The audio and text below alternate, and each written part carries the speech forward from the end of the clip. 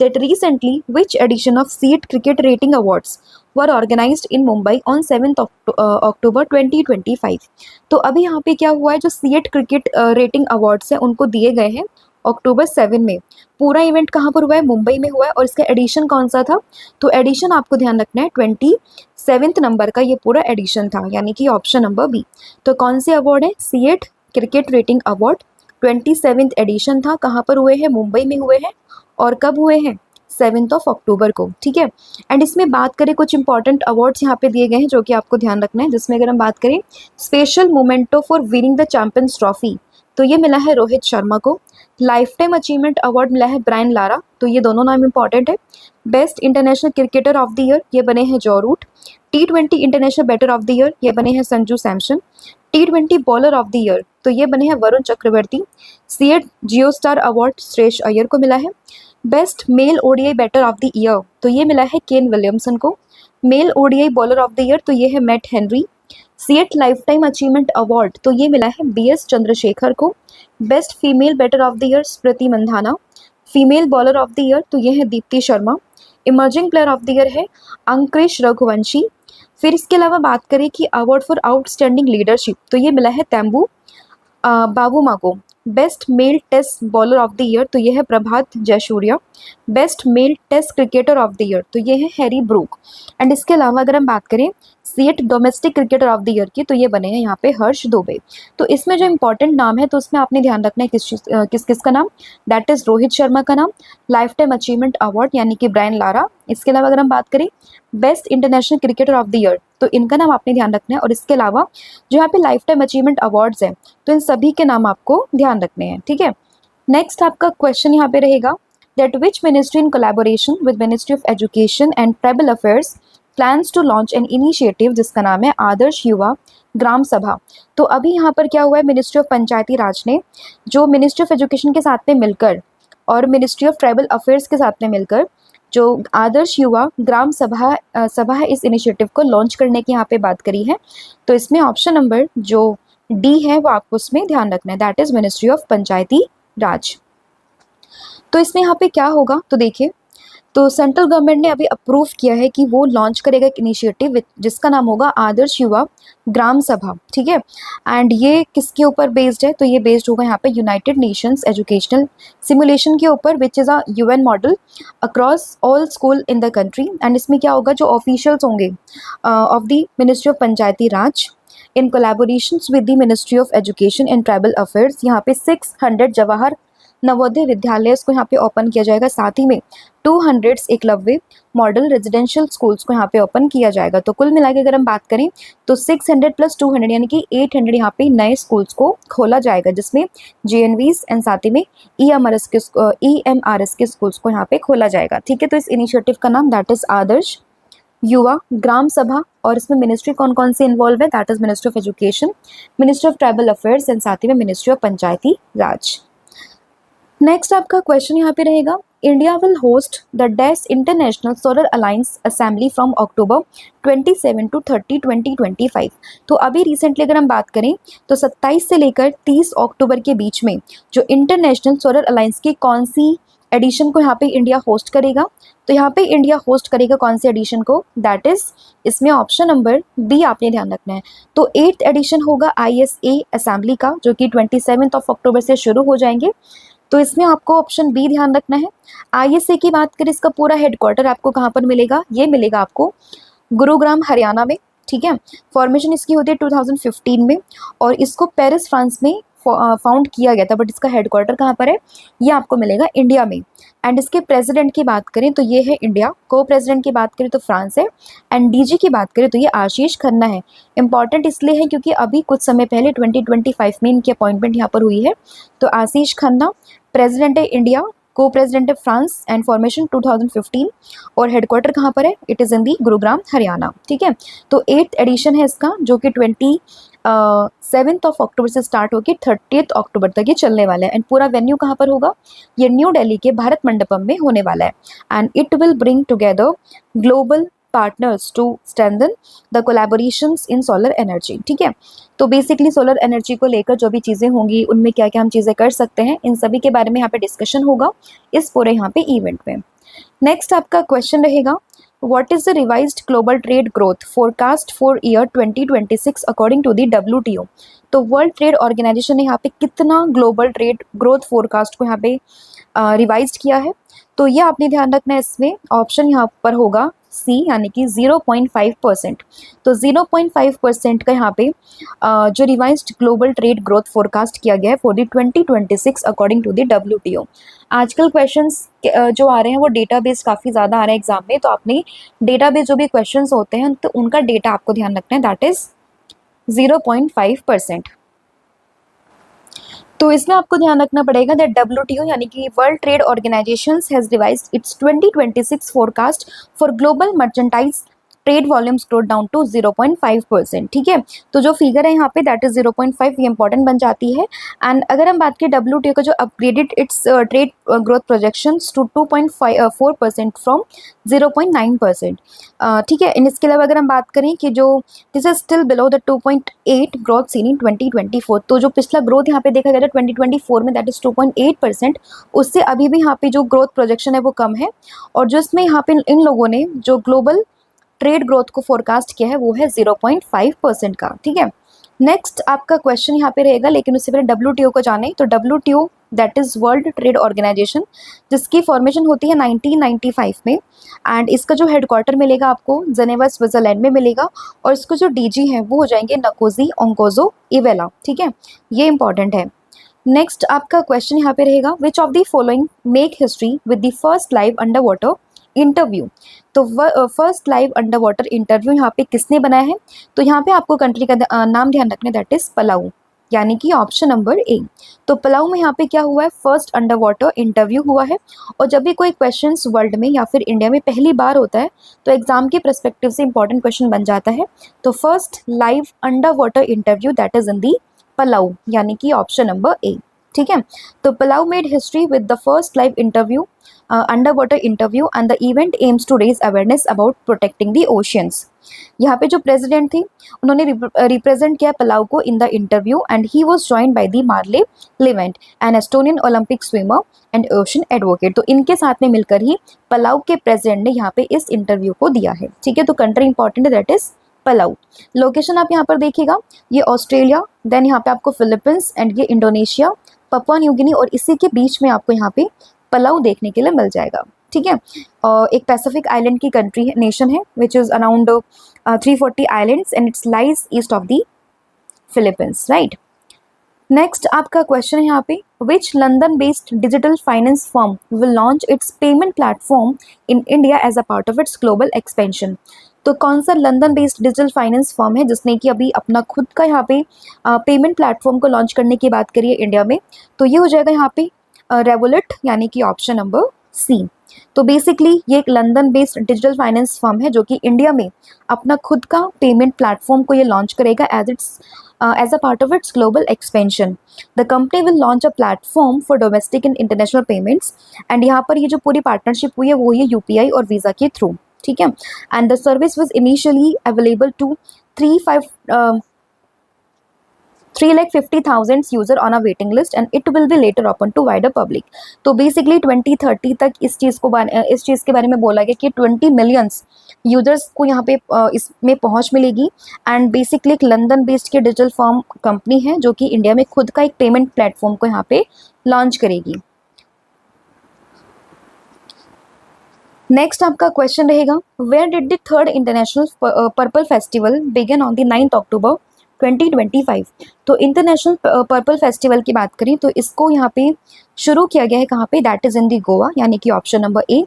And purple festival की बात करें तो बेसिकली जो डिसेबल पर्सन होते हैं या फिर पर्सन विद डिसेबिलिटी, उनके लिए पूरा फेस्टिवल होता है ताकि उनको सोशली वो कैसे एंगेज हो सके, उस चीज़ के बारे में पूरा फेस्टिवल होता है। तो आपने ध्यान रखना, दैट इज़ गोवा में, और एडिशन कौन सा इसका, दैट इज़ थर्ड। तो international purple festival edition third है, कहाँ पर हो रहा है, ये हो रहा है गोवा में। तो union minister of states for social justice and empowerment that is doctor Ramdas Athawale inaugurated this event at Panaji, and the event is focused on inclusion and recognizing the contribution of person with the disabilities. तो basically purpose क्या है इसका कि जो दिव्यांगजन होते हैं, जो सीनियर सिटीजन्स होते हैं, शेड्यूल्ड कास्ट शेड्यूल्ड ट्राइब्स के जो भी लोग होते हैं, उन सबको यहाँ पे इंक्लूड किया जाता है। साथ ही में जो भी पर्सन विद डिसेबिलिटीज़ होती हैं उनको कैसे सोशली वो यहाँ पे अपने आप को शामिल कर पाएँ, उस चीज़ को यहाँ पे पूरा फोकस किया जाता है। ठीक है, तो पर्पल फेस्टिवल गोवा में, ठीक है, इवेंट हुआ था ये पूरा पणजी में। एम यहाँ पे आप जान चुके हो, और एडिशन इसका यहाँ पे हो जाएगा दैट इज़ 3rd।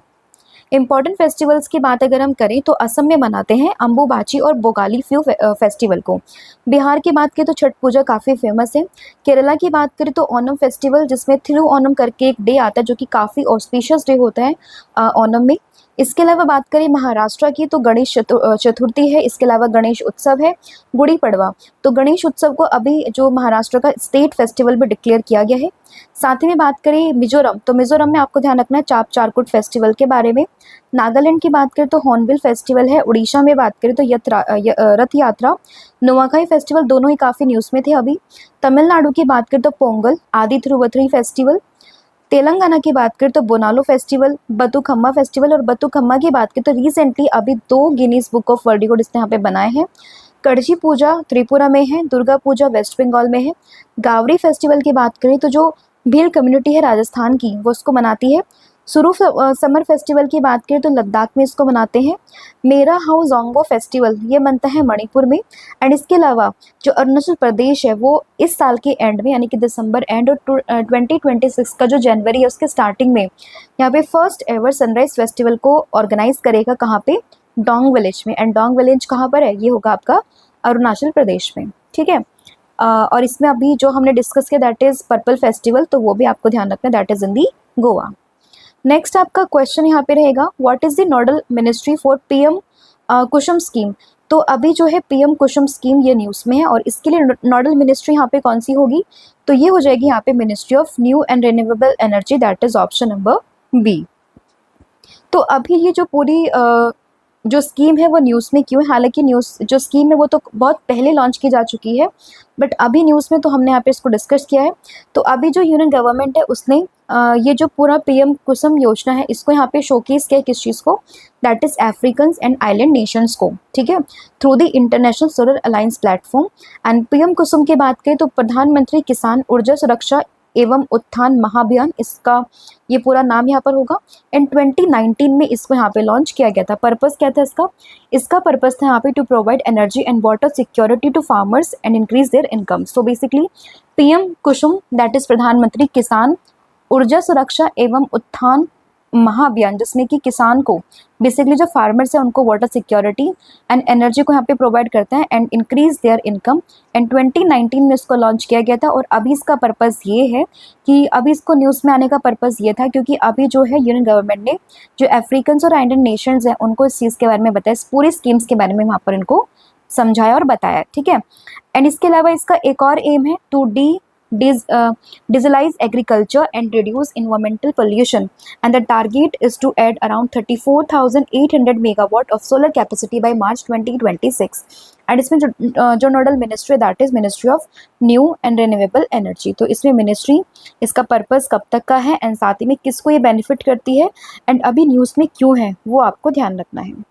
नेक्स्ट आपका क्वेश्चन यहाँ पे रहेगा recently under which operation CBI that is central bureau of investigation has arrested 8 की हैचमेंट्स ऑफ इंटरनेशनल साइबर क्राइम्स। तो किस ऑपरेशन के अंडर में इनको यहाँ पे अरेस्ट किया गया है? तो यहाँ पर होगा ऑपरेशन हाइची 6 यानी कि ऑप्शन नंबर डी। तो रिसेंटली क्या हुआ है, सेंट्रल ब्यूरो ऑफ इन्वेस्टिगेशन और साथ ही में जो FBI है, साथ में US डिपार्टमेंट ऑफ जस्टिस है, इन सब ने मिलकर यहाँ पे अरेस्ट किए हैं 8 criminals and identified around 45 suspects who were involved in the international cyber enabled financial crimes।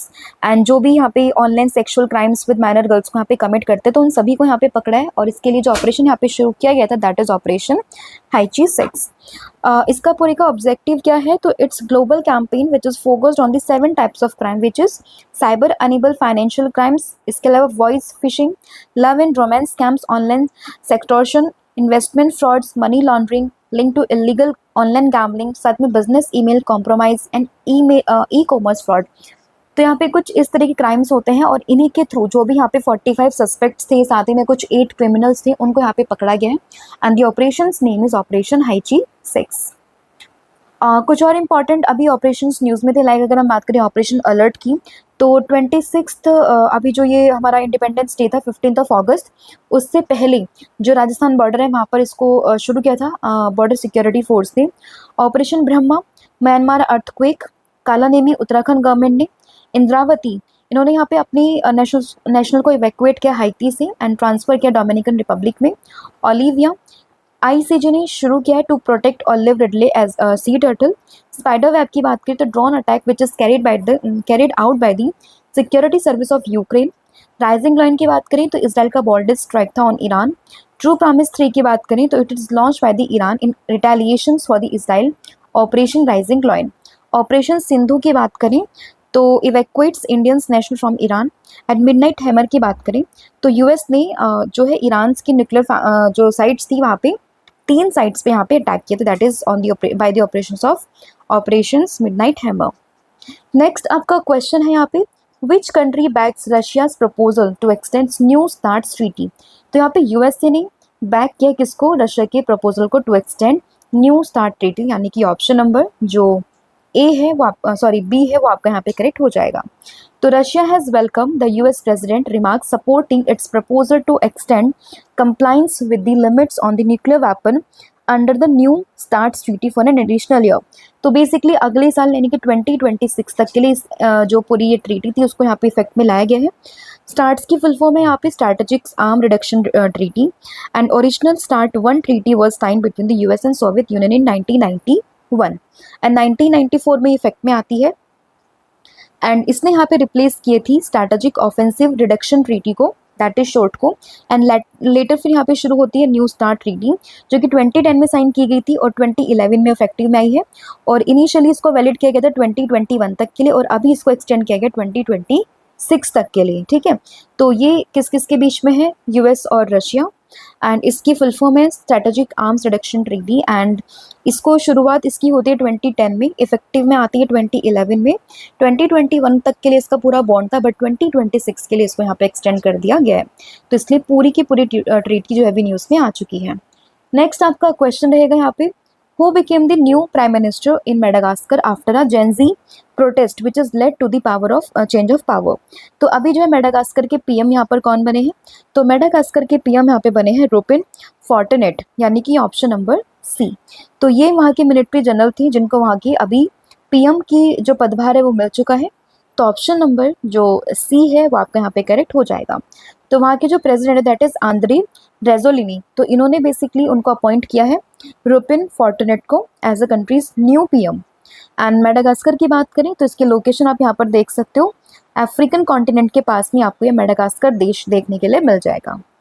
Next question होगा, for the first time since the Taliban occupation of Afghanistan the foreign minister of that country visited India in October 2025 after receiving permission from the UNSC. तो इनका नाम क्या है, तो अभी जो अफगानिस्तान जिसको अभी तालिबान ने ऑक्यूपाइड किया है तो उसके बाद में वहाँ के फॉरेन मिनिस्टर वो इंडिया में आ रहे हैं और उनका नाम है आमिर खान मुताकी, यानी कि ऑप्शन नंबर डी, ठीक है। तो ये इंडिया में आ रहे हैं after the approval of the UNSC.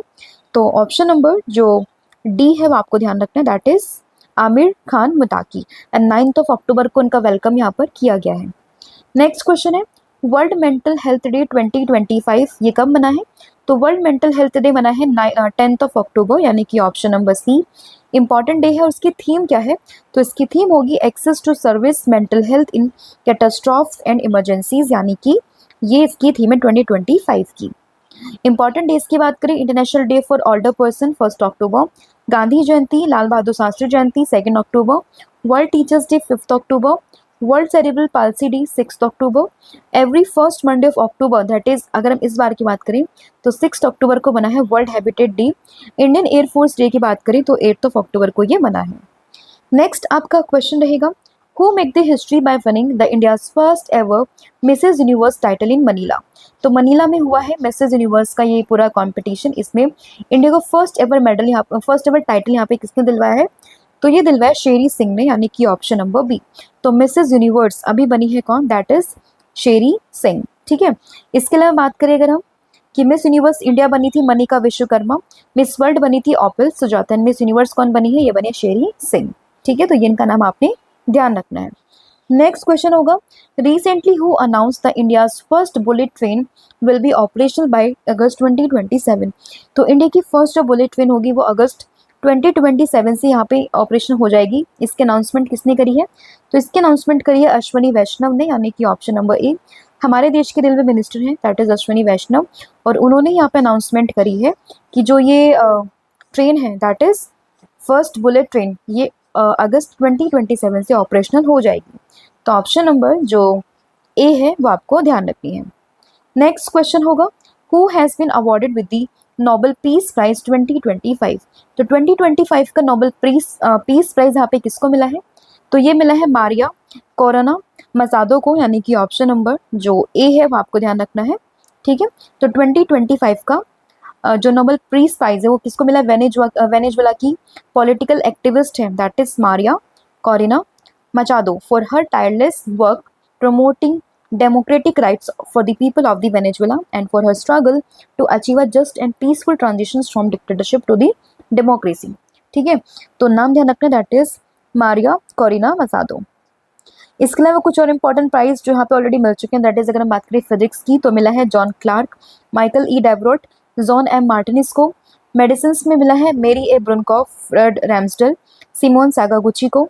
इसके अलावा बात करें केमिस्ट्री का तो Susumu Kitagawa, Richard Robson, Omar M Yaghi, and literature में मिला है किसको, लैस्लो को। ठीक है, तो ये 4 अवार्ड्स मिल चुके हैं ऑलरेडी, एंड 5th मिला है अभी पीस का, एंड जो इकोनॉमिक्स का है वो मिलेगा इस बार 13 अक्टूबर को। ठीक है, इसके अलावा ये आपका पूरा कंटेंट था जो हमने यहाँ पे डिस्कस कर लिया है। अब हम करेंगे पूरी क्लास को फटाफट से रिवाइज। तो देखिए, सीएट क्रिकेट अवार्ड्स की बात करें, अभी ये मिल चुके हैं, 27th इनका एडिशन था, एंड इसमें रोहित शर्मा का नाम इंपॉर्टेंट है, ध्यान रखना है। स्पेशल मोमेंटो ये इनको मिला है। आदर्श युवा ग्राम सभा की बात करें तो उसमें 600 एनवीएस एंड इसके अलावा 200 EMRS। ठीक है, ये खोलने की बात करें, ministry of Panchayati Raj, tribal affairs and education के बारे में आपको ध्यान रखना है। इंटरनेशनल सोलर अलायंस की बात करें तो अभी इसकी यहाँ पे ये इसका 8th एडिशन है। ठीक है, जिसकी अभी मीटिंग यहाँ पर होनी है 27 अक्टूबर से। WTO न्यूज़ में, क्योंकि इसने अपनी ट्रेड ग्रोथ को फोरकास्ट किया 2026 के लिए कितना, 0.5%। First live under water interview that is Palau revolt अभी न्यूज़ में है, क्योंकि ये एक लंदन बेस्ड सॉफ्टवेयर कंपनी है जिसने कि बेसिकली अभी यहाँ पे इंडिया में first payment, not first but India में अपना पेमेंट प्लेटफॉर्म को लॉन्च करने की बात करी है। इंटरनेशनल पर्पल फेस्टिवल मना है कहाँ पे, गोवा में। PM कुसुम स्कीम न्यूज़ में, ministry new and renewable energy. Operation Haechi की बात करें तो इसमें बेसिकली CBI ने, FBI ने एंड US का जो डिपार्टमेंट ऑफ जस्टिस है उन सब ने मिलकर यहाँ पे हैचमैन्स को पकड़ा है। New start treaty between US and Russia. Prime minister in Madagascar, तो जो वहाँ के आर्मी जनरल हैं वो यहाँ के बने हैं कौन, बेसिकली PM, जिनका नाम क्या होगा, रोपिन फॉर्टनेट। आमिर खान मातकी, तो ये बेसिकली अफ़गानिस्तान जो है, तालिबान ऑक्यूपाइड अफ़गानिस्तान, तो उसके फॉरेन मिनिस्टर जो कि इंडिया में आए हुए हैं। वर्ल्ड मेंटल हेल्थ डे 10 अक्टूबर, ये मिला है शेरी सिंह को, एंड इसके अलावा इसकी अनाउंसमेंट करी अश्वनी वैष्णव ने, 2027 में बनेगा। नोबेल पीस प्राइज़ की बात करें तो ये बेसिकली मिला इस बार किसको, ये मिला है मारिया कोरिना मचादो को। ठीक है, तो ये आपका पूरा ओवरव्यू था आज की क्लास